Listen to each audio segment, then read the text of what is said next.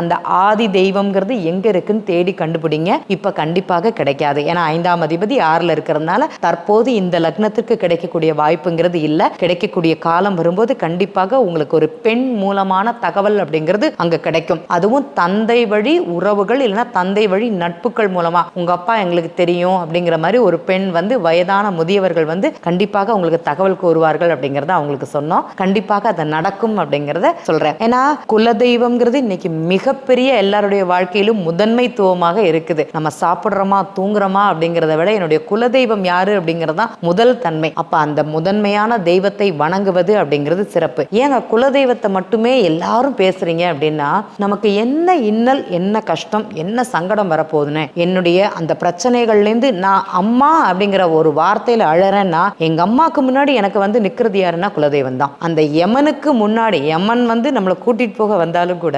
குலதெய்வத்தோட அனுமதி இருந்தால்தான் கூட்டிக் கொண்டு செல்ல முடியும் அப்படிங்கிறது உண்மை நிதர்சனம். அதனால தான் குலதெய்வத்தை முதன்மையாக கும்பிடுங்க. உங்களுக்கு வரக்கூடிய கஷ்டங்கள்லேருந்து முதல்ல காப்பாற்று நிற்கிறது யாருன்னா குலதெய்வம் மட்டுமே. உங்களுக்கும் உங்களுடைய குலதெய்வம் யாரு அப்படிங்கிறதை தெரிந்து வணங்கி அதை முறையாக வழிபட்டு வாருங்கள் அப்படிங்கிறத இந்த இடத்துல பதிவு பண்ணிக்கிறேன். நன்றி.